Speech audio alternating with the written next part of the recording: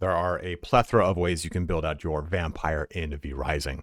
But in this video today, we're going to be focusing on spells from both the Shadow School and the Chaos School to have a character that has a lot of health replenishment, tons of ways to reduce the damage of other enemies, as well as put damage shields on themselves while maximizing the amount of damage that they can do out using a lot of area of effect clearing and ignite, as well as phantasm to get a ton more spells.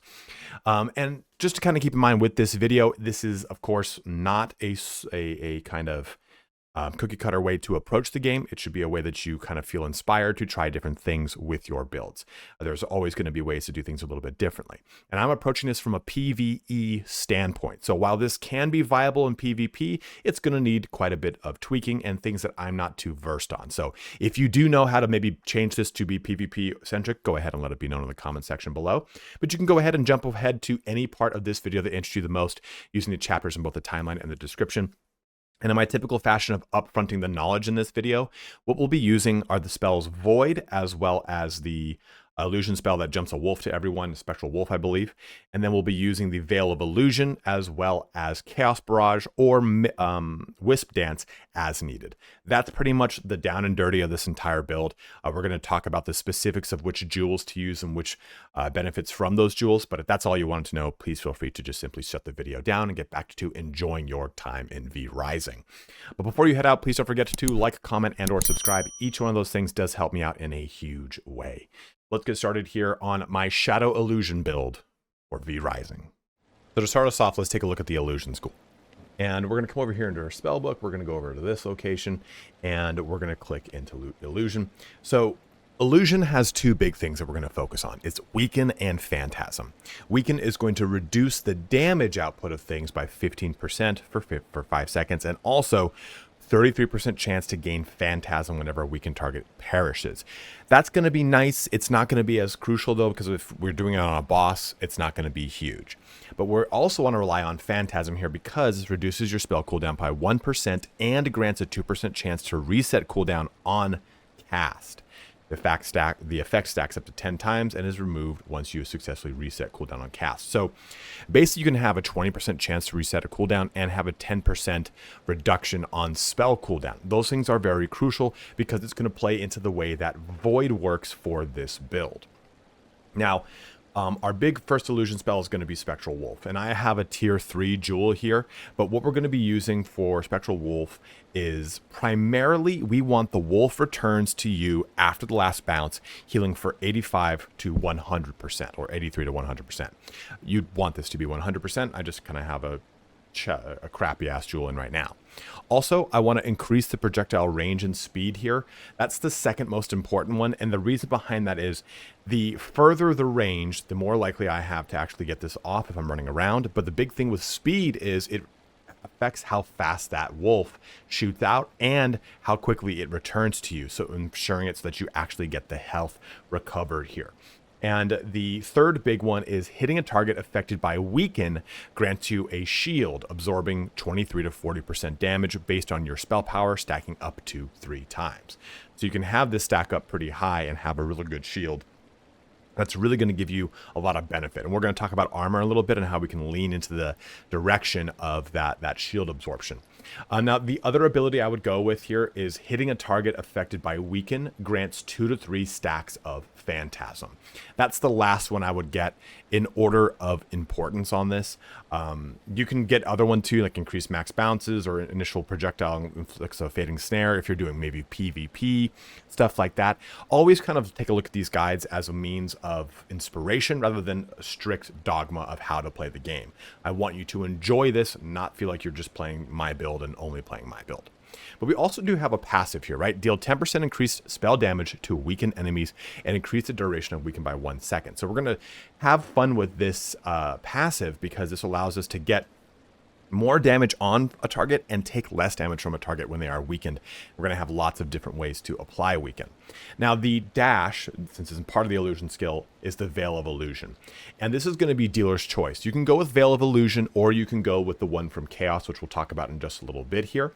And Veil of Illusion, the big ones on this are of course going to be increase damage of the next primary attack by 14 to 25%. Mind Gem's kind of crappy at 18, but still, that's going to be your big one because you're going to be able to teleport around. It's going to give you a little bit of a heal, and also Elude, which allows you to get just pretty much 2.2 seconds of damage mitigation, which is really, really crucial here. The next one here is next primary attack grants 2 to 4 stacks of Phantasm. Remember, that Phantasm stacks up to 10 times. So if we have this generating stacks of Phantasm for us for free on top of the Phantasm that our Wolf generates, if I were to use Veil of Illusion and our Wolf, that's 5 stacks of Phantasm. And I'm going to show you why Phantasm is so crucial, especially when it pertains to how Void operates with this build. So we've got that in there. Our third most important one, though, is Detonate Your Illusion, dealing 22 to 35% damage. That's okay, but the big thing is it's just free weaken in an area of effect.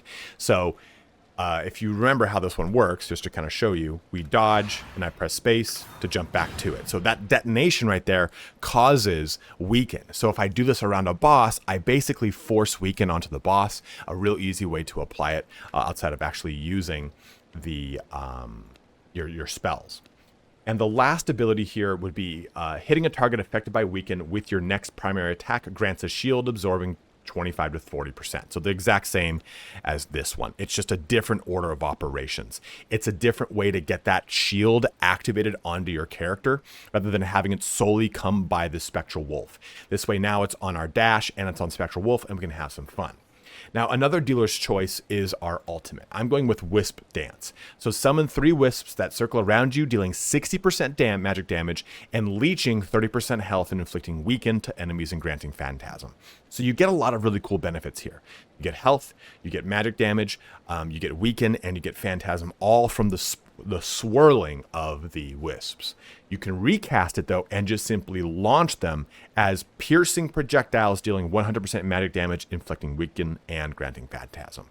So I like this because I feel like it leans into that Phantasm and that weaken portion of the build, but you can swap this out with Chaos Volley from Chaos. So that's again a dealer's choice. I think this really comes down to, do you want to play the defensive game and really use Weaken and Phantasm to your advantage and you really kind of lean into those benefits of getting the shield absorption from it? Or do you want to jump into Chaos Magic and have just complete, or Chaos Barrage, not Chaos Volley, sorry, Chaos Barrage.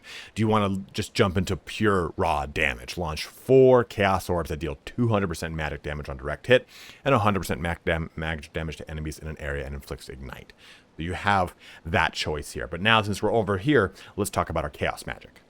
And we're going to talk about Void, the ability that we're pulling from Chaos Magic as part of this build. So the first one we want to focus on is the first one on this list. Hitting a target affected by Ignite engulfs the target in agonizing flames, dealing 5% damage and healing self for 10% of your spell power 5 times. Now, I have heard that this effect cannot stack, and I've heard that this effect does stack, and I've tried to test it, and I can't figure it out. So if you know in the comments section, just go ahead and let me know. But you can see here that this can actually go up to 12% as far as the heal goes, and 6% as far as the damage goes. And what we want to do with this is it stacks 5 times. Void can be absolutely abused when used in conjunction with Illusion because of Phantasm. Void itself has 2 charges. So we have fun with this because Phantasm will allow us to get a full recast on some of our charges. So it allows you to have a lot of Void casts up. And Void naturally pulsing to the center of them and ignites them. So our second one is spawn 3 exploding fragments dealing 17 to 25% damage and inflicting Ignite. Again, we don't really necessarily care so much about the damage here, but it is another source of Ignite. It does a lot of damage, especially if you're trying to clear out waves of enemies. And then we're going to go with increased damage by 10 to 20% on this, hopefully trying to get as max as possible. And lastly, I don't have it because, again, these are janky jewels. The last one you'd want to get is increase the range, because the range on this is actually pretty limited. Here, I'll show you right now. If I were to cast this, if I were to hold this in, okay, if I were to mess up and mess everything up right there. If I were to cast it as far out as possible, it really can't go that far. You'll see it's pretty limited in its range. So increasing that range allows me to cast this much further away, and it is very advantageous. And what we want to do with this here is Ignite is going to be our source of healing on top of all the healing that we can get from, say, Spectral Wolf and everything. So we want that Phantasm to trigger and allow us to keep casting Void and keep igniting things, because that igniting is going to allow us to heal ourselves. Hitting a target affected by Ignite engulfs the target in agonizing flames. So we pretty much just kind of stack those capabilities. Now, our other kind of dealer's choice for that dash was the Veil of Chaos here, so I'm going to talk about that real quick. I actually don't have the best modifiers on my gems, but the one you should prioritize is always going to be increased damage of next primary attack by 14 to 25%. This does last for 3 seconds, so you don't have to do it and then hit something immediately. You've got a good 3-second window to do this, which is nice. Outside of that, the next one is spawns a second illusion when recasting, dealing 50 to 80% of the original damage. I don't have that active on the gem right now, but the reason that one's important to me is that the illusion itself will deal damage, but it inflicts ignite. So this is a way to stack up the ignite on things so that you can try to get agonizing flames on them however you can. Remember, you're looking at this one, hitting a target affected by ignite, engulfs a target in agonizing flames. So you're doing that here with the Veil of Chaos as well, trying to get that going. Now, elude duration is one that a lot of people seem to go for, but it's a 13 to 20% on 2.2 seconds. So 20% of 2.2 just brings you up to 2.6 or so. And I think that's wrong. It's just an additional about a half second. And it doesn't seem as worthwhile to me. In general, I actually don't like a lot of the modifiers on Veil of Chaos, unfortunately. So I think one of the other ones I would go with here is inflicts a fading snare lasting a second to 1.5 seconds here. Because at least that way you're going to get some utility out of this when it comes to PvE. And even you can do this in some PvP as well. And depending on how Agonizing Flames works and if it does stack, it's a good one to put on Veil of Chaos because you have such a great way to distribute Ignite onto everything from your initial illusion exploding and to the secondary illusion exploding. Because of the jewel, there's just so much Ignite that can be poured on. Remember, Veil of Chaos is a 2-charge dash, so it gives you the kind of capability to get a little bit more maneuverability out of the character. And lastly, of course, we have the Chaos Barrage that you can choose instead of this guy right there. I can't remember. The Wisp Dance. There we go. I couldn't remember the name. But those are all of your spells for this build. Let's talk a little bit about our armor and weapon choices. But actually, before we move into that conversation about armor, I totally forgot to talk about Chaos Kindling here. Ignite deals 20% increased damage, and there's a 50% chance that Chaos Explosion ignites enemies hit. So you do get way more damage into your Ignite once this passive's turned on. And of course, there's other passives that you can really look at, but this is just kind of telling you how these things play into the build, not necessarily how compulsory this is. And I've tried to show you these things in a layering process so that you can use this build at day one and you can use this build at the end of the game, whichever one you want to do. So for weapons, as always, just choose what you really like to play with. I really can't stress that enough. I could tell you, yeah, I'll play with the axe, but if you don't like playing with the axe, it's just not going to make the build fun. So please play with whatever weapon makes sense for you. I personally love axes, but I also like using longbows. This build does take advantage of range and close distances because you can use your void around yourself to just have things pull into you that you can then couple into frenzy here, or you can use your greatsword to slash into them, or whirlwind on your sword, or the scythe's whirlwind capabilities. There's a lot of different ways you can take advantage of pulling things in with void. Also, if you're using a bow or the handguns, you can still have fun with this with void, right? You pull people in with void, then you go ahead and use your Q, and you kind of have a free way to just kind of unload on them. If you simply queue this up, Q, you queue this up with C, then here, you do this. And then people are right in the center right there while they're just getting shot by your guns. So you kind of stack these two together. And the same thing can be done here with the bow, right? Especially because the bow can pierce through stuff, but it does have those same capabilities where you're pressing C and you're pressing Q to kind of try and take advantage of the fact that you pulled everyone in together. Use these weapons that in a way that complements your playstyle, not just the way that you're watching this video. And when it comes to armor, I really like the Dreadplate here because the Dreadplate does this number 2 ability. Increase healing received by 15% and shields applied on you absorb 10% additional damage. So we have a lot of healing coming through all of our illusion abilities. We have healing coming through from our chaos abilities. So this now increases them just by a raw 15%. And all of the shields that come on from our illusion capabilities now absorb 10% additional damage. So it's just a real nice combo for what we're doing here. And these innately give us damage reduction. Another way to go about this though would be going down a spell power path, because a lot of what we're taking a look at with this build hinges upon percentages based off of your spell power. So for example here, this is going to heal yourself for 10% of your spell power 5 times. That number is 4 times 5, that's 20. So if this number were 50, right, that would be 25, right? It would be, you'd get more out of it. Or even further, you know, looking at some of these other ones, 28% damage based on your spell power stacking up to 3 times. So being able to try to leverage more of a damage shield or more healing is going to come from a higher spell power. I also do like the weapon cooldown recovery rate on the dread weapons or dread armor as well. It just kind of plays into my playstyle, and I like the raw damage reduction of 4% with all of these on. As far as your amulet choices go, I go with the Amulet of the Unyielding Charger because I like the movement speed increase here. That for me is crucial, but I also really like the fact that it summons up a Skeleton Warrior. Skeleton Warriors are just going to help distract bosses, distract enemies. It allows me a little bit more of breathing room.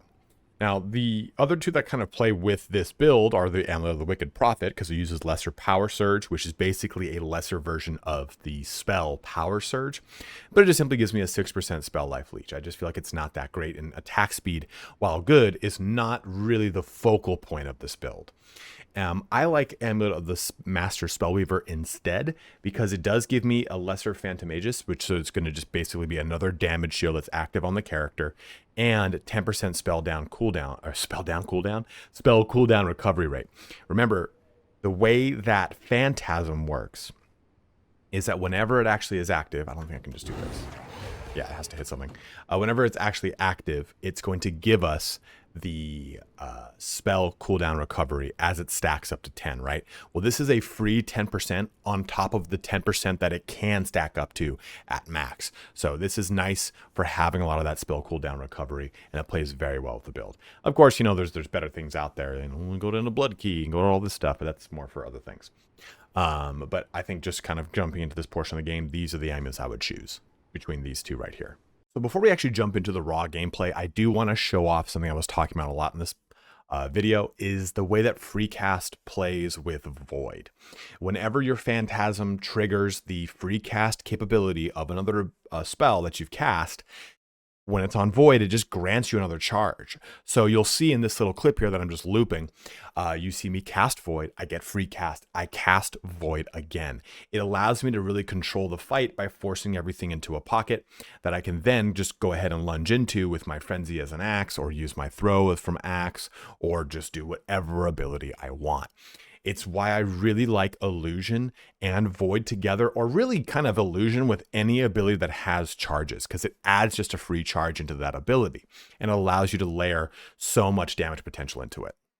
But outside of all that, you can see here from the gameplay that what we're really doing is trying to leverage that Phantasm as much as we can. We're using the dash capability and then recalling onto the dash capability to have it explode in a area of effect to apply weaken, and we want to use that in conjunction with our wolf. We cast the wolf jumps out, it weakens things, it gives us Phantasm, but if we hit things that are weakened, it's going to, all these things are going to give us a shield. And you'll notice the shield kind of come on and off my character, and it's just free damage, right? It's free damage we can take, free damage mitigation away from us.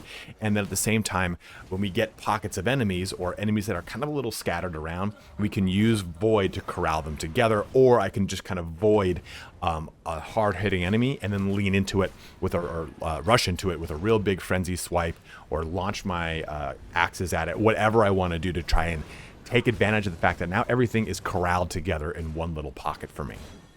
Whatever weapon you're using that can really leverage that instance is really what you're going to want to go with, in my opinion.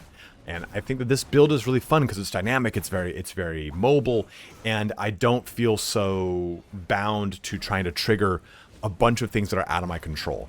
I am throwing weaken, and then I am using a bunch of the casting capabilities, and I'm getting a lot of health from both my wolf and the ignite capability from Void. Now, if I wanted to jump into the damage from Veil of Chaos, I would also be able to add that additional health in. Or you can see me kind of bounce around between the ults in these examples here, where sometimes I'm like, hey, you know what? I just want to use the ult and I want to take advantage of the healing from it, the weaken from it, the phantasms from it. Or I want to jump into Chaos Barrage and just go hardcore, hard in the paint damage. So one thing to kind of consider though is when I see the word leech when it comes to blood, blood has the leech term, right? Whereas, you know, Wisp Dance just says leech. I guess there's a difference. But leech triggers after something dies, from what I've read and what I've tested. So if the thing doesn't die, you don't get the benefit of its leech, unless you specifically use something that says it gives you health. Like there is the Shadow Bolt. You can have a jewel on there that every time you hit something with, it gives them Vampiric Curse, and that gives you health passively. So that's another mechanic you want to keep in mind when you look at Wisp Dance. I maybe don't want to use it for a boss. Maybe I want to use Chaos Barrage for the boss. Or maybe it's still good for a boss because the boss has a ton of adds. You want to flex into those ults as they make sense for the engagements you're jumping into. And that's really kind of true of anything in this game. Flex around to the abilities that make sense for you. Are you doing a lot of PvP? Then, okay, maybe you don't want to use one thing over the other. So try to make this build work for your playstyle, less so much like hey, this is a cookie cutter build. You're going to approach it like this and no other way. No, it's going to be approached in the playstyle you like and lean into these individual things for each jewel and individual weapons or individual jewelry and even armor in a way that makes sense for your playstyle. But as always, guys, thank you so much for watching here today. If you have any suggestions for this build, like, hey, you know what? You really didn't talk enough about this ability, or you know what, swap out the wolves for Mosquito, because Mosquito can actually heal you as well, and you can layer that with the damage of Void. And that's actually something I tried before, was using Mosquito and Void together. I just really liked the capability to jump around a lot and give me a wider net of not affixes, but a wider net of abilities from the wolves versus the Mosquito from Illusion Tree. But as always, guys, just let me know in the comment section below if there's things that you would change about this. Always down to hear different methods and ways to approach stuff. But have a good one and take care.